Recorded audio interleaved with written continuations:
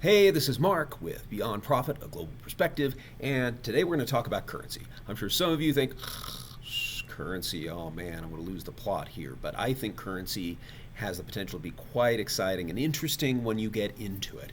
I think it's important for a number of reasons. First of all, it will help you explain and understand how and why inflation occurs. It helps you understand prices and costs of doing business in other parts of the world. It also helps us understand the flow of trade, how much we import and how much we export. And so those are some pretty important things. In this video, we're going to be talking about the value of currency, why it goes up, why it goes down, and specifically the relationship of that value to supply and demand and how much confidence we have in that currency. So let's get started.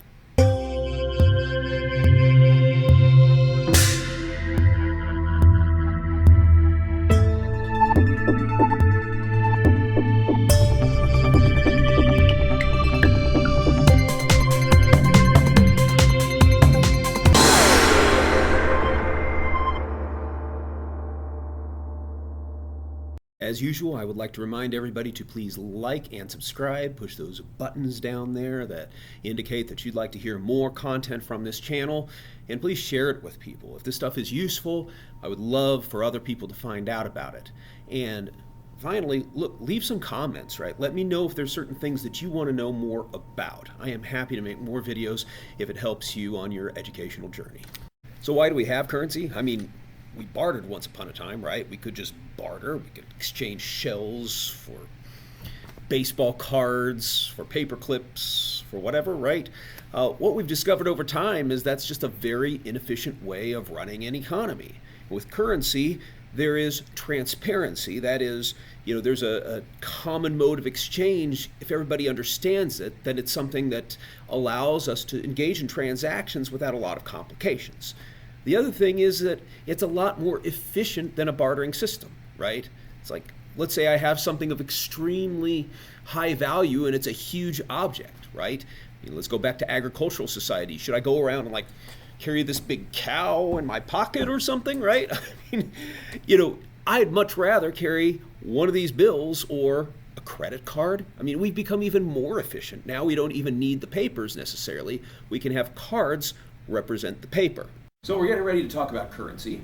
I have found some old footage of me talking to a class a few years ago anyway about the subject. I also have some more recent footage, so let's roll it. So before we go forward, I want to ask you a question. I'm going to get out my wallet here, and do I have, oh man, you know what? This is not going to work nearly as well as I hoped. So I'm carrying the big bucks, man. I'm carrying the Andrew Jacksons here. Sometimes it's like, oh my gosh, I don't have any. I have some money in my pocket. What I really want is a dollar bill, like this one right here. But, that's okay. I'll carry around the green paper for a little while. So I'm going to lead you through a series of questions that you may think are stupid. And that's fun to do sometimes. But it may not be so stupid by the time we're done, so let's just kind of see where this thing goes.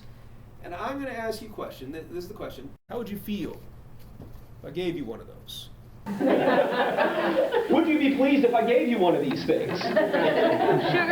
Sure. I want to know, how does this currency thing work?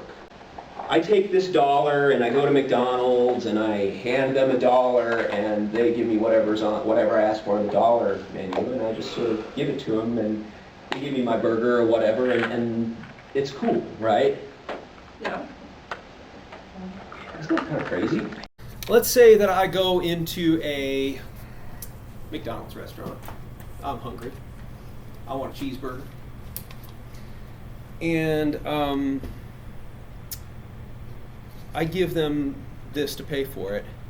And somebody says, no, I'm not going to take that. All right, you look concerned and surprised. You look like bemused, like you're gonna crack up. Like, this is stupid, right? Okay, you're laughing over here, right? McDonald's doesn't take your cash. What do you do? How do you feel about that? Gotta leave. I'll show those dumb McDonald's workers who's got money. I got the money. But no, I mean, what if they don't want your American money? They don't want your stinking American money. They don't care. You're anxious all of a sudden. Yeah. A little worried? Yeah. Okay. Okay, so let me ask this question a different way. Over here, I have a piece of paper. Actually, it has some scrawled out note on it. It says study by U.S.-China Business Council. It was like I started taking some notes and I never really finished with my idea. But there it is, right? This is a piece of paper with some of my writing on it. And there's a $20 bill. Now, which one would you rather have?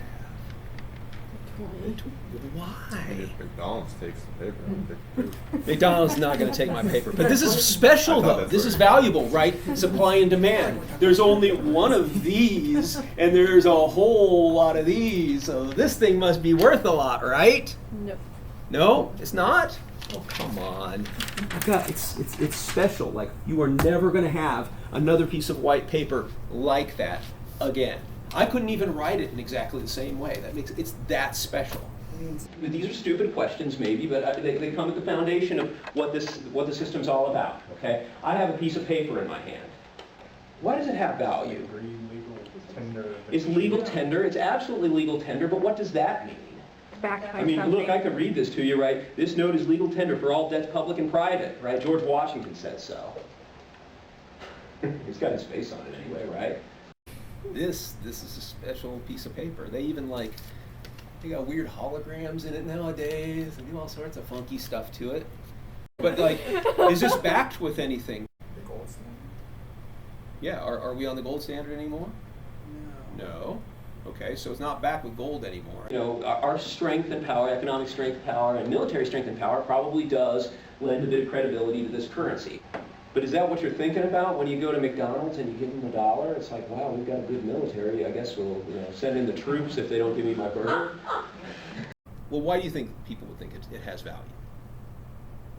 Because we're told our entire life that it has value. Okay, and that's not untrue, right? But we also have proof of this as well. What happens when I go into the McDonald's store and I want a cheeseburger? They give you a cheeseburger. Every time. Not just sometimes, every time. That is not true necessarily of currencies throughout the world. Okay? If I live in Zimbabwe and I want to buy a loaf of bread, I'm going to I got to get a bag full of currency probably to get that loaf of bread, or what's more likely, they won't take the currency at all. What's more likely is that thing's going to be worth nothing tomorrow. I want American dollars. Or I want euros. I want yen. When I went to Russia, I told you guys about this last week, I got a whole bunch of Russian currency, but they told me travel with dollars. In fact, travel with $1 bills, because the exchange rate between the US dollar and the ruble was so significant at that time that, a dollar could get you almost anything. And people were like, whoa, thanks. They don't really say, whoa, thanks in Russia, but, I can just say I don't believe in money anymore. Right. But we don't care what you think. Right. We do care what you think. Okay. But collectively, no, one person losing their confidence in a currency is not going to do it. Right? Right. Bigger things would have to happen in order for that to happen. Like something on the scale of the financial crisis in Europe in 2007 to 2008, which caused people to lose confidence in certain countries that were borrowing lots of money, and then feeling like those countries weren't going to ever be able to pay that back unless Germany promised to back them or France promised to back them or something like that, right? Then that was what you had to do in order to make people believe that that wasn't just scrap paper, that there was something to that. All of a sudden, these aren't such stupid questions because you guys don't have answers. Why does it have value? Sort of society decided that they are. We just Okay. agreed. Our society, what'd you say? We agreed. Okay, our society sort of decided, we just kind of agreed, yeah. Exactly. Yeah, the word we use for it is confidence. Oh yeah, okay, so that's really the moral of this story, is that this doesn't have intrinsic value. It doesn't have inherent value. It only has value as long as we believe that it has value. We have confidence in it. As soon as we stop believing that this thing has value, then it doesn't. pure psychology that gives me the power to believe in this as opposed to believe in this. It is so because I think it's so. This piece of paper, because we believe in it, also follows the same rules of supply and demand. Like what happens when there's a whole lot of something in a market? What happens to its value? It goes down, right? When there's very few of something, it goes up. Okay, let's play with the dollar for a second, okay? Let's say that there's a whole pile of dollars in the middle of the room, and we basically are stuck in this building, but we've got food machine down, or something, we can get food. Are we going to worry about starving? After a while. No, we're going to be good, right? So what are these values, what's this dollar worth to us? Not a lot. Not a lot. I mean, we can just kind of get dollars and swim in the dollars, right? Let's say that I put this dollar right in the center of the floor, like this, and then you guys have a week to sort of decide amongst yourselves what to do with that dollar in the machine down the hall. Break the machine. Okay. You break the machine. Well, that's one alternative. But that sort of implies something, though, doesn't it? I mean, what happens for the value of that dollar now? It might be worth somebody's life or worth destroying property. It may do violent things. I mean, people sometimes get violent about money when there's not enough of it, and when there's not enough stuff for people to go to. So the lack of that thing makes its value go up like crazy too, in a very meaningful and very significant way. And it is a psychological notion, right? It's like, how much is enough? And how much is too much? At what point is it like, I'm just bathing in it and I don't care, it doesn't matter to me anymore? And at what point is it like, oh my gosh, there's really not enough and now I need to kill somebody in order to get it, right? Those are subjective measures, but it's still subject to the same notion of supply and demand. So in this video, we primarily talked about why currency rates go up and down, right? The effect of supply and demand, the effect of confidence on pressure for a certain currency. What's coming next? Well, we're going to talk a little bit about inflation. We're going to talk a little bit about how this affects the prices of different things in different countries, and also how it affects trade flows. But that'll be for another video. Thanks for listening, and I'll see you next time.